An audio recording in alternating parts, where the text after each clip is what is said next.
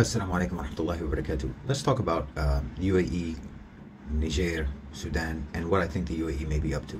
If the UAE was involved in the coup in Niger, purely speculation on my part, but not without reason, it would not bode well for a resolution for the conflict in Sudan. It would indicate that the UAE is determined to expand their quasi-dominion over the region, and that they are unlikely to walk away. Now, this is already indicated in Sudan anyway, but the Niger move would signal the extent to which and the intensity of which they are ambitious.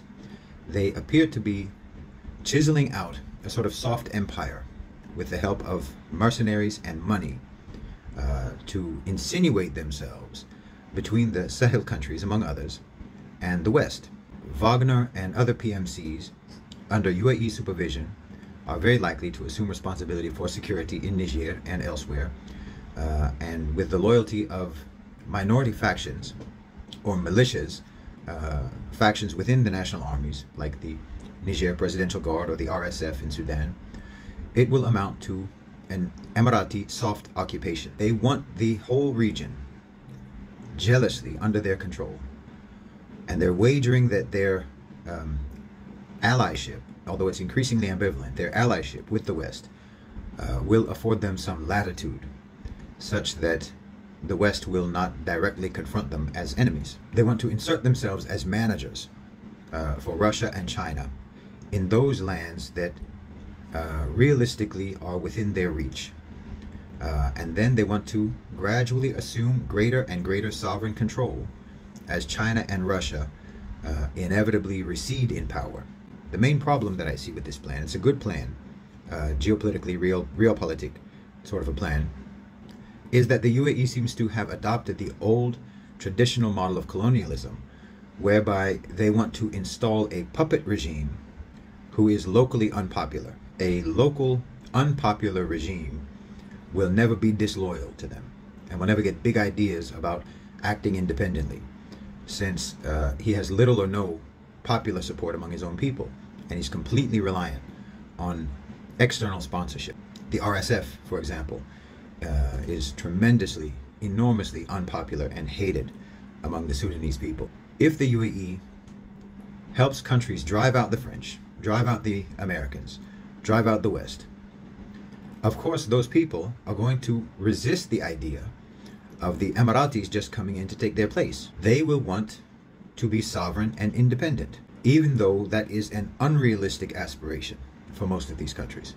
The fact of the matter is that if you are a weak and vulnerable, undeveloped country, being independent is not an available option for you. Someone is going to become a dominant player in your country.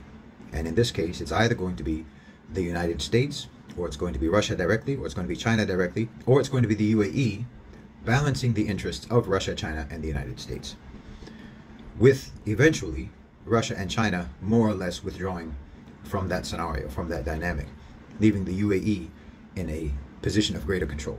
But independence, actual sovereignty, autonomy, these are not realistic options for most of these countries. They will be dependent on someone, they will be under someone's authority, they will have some degree of domination over them. But in my view, the UAE should abandon this idea of installing a minority government, installing an unpopular regime to be their puppet. There's no reason why they have to take that approach. You can have a popular leader who is loyal to you, as long as his loyalty to you is beneficial to the population. So if you install a regime, yes, theoretically that will be a puppet regime, but it can be a partner, it can be an ally, it can be someone who knows that his partnership with you is good for him, not only his own administration, but for his country, and he can thereby be popular with his people because he is actually materially benefiting his population, he's benefiting his people, and his relationship with you is benefiting his people. And then the people won't resent you. The people won't see you as a colonizer or as an imperial power or as a wannabe imperial power, even if it's a soft empire that you built, which is what I think they're doing. They should view the countries that have fallen under their sphere of influence, or that they are ambitiously trying to bring within the sphere of their influence, they should view them in the same way that the Islamic Empire used to view the various provinces. The ruler or the president or the prime minister of that country is essentially like a governor back in the old days, a governor for the Ottoman Empire, a governor for the Khilafah, and so on, who is ruling in a manner that is still maintaining his loyalty to your sponsorship, because maintaining loyalty to your sponsorship is good for him and it's good for his people. That to me would make more sense, and it would make this plan more likely to work, because if you're going to take this other approach, then you're going to deal with resistance, you're going to deal with unrest, and your puppet regime will be ripe for an overthrow, because obviously the Americans, the French, the Europeans, the West, they're not going to leave well enough alone. They're not going to leave you alone, particularly if they see that you're not actually managing that country on their behalf and securing and balancing their interests, because the UAE is positioning itself as a manager to balance the competing interests of Russia, China, and the United States in Africa, in the Middle East, and in Asia, particularly in Africa. And the relationship already between the United States and the UAE is already becoming rather ambivalent. The US is getting increasingly uncomfortable about the UAE and their apparent independence, their apparent defiance of US will.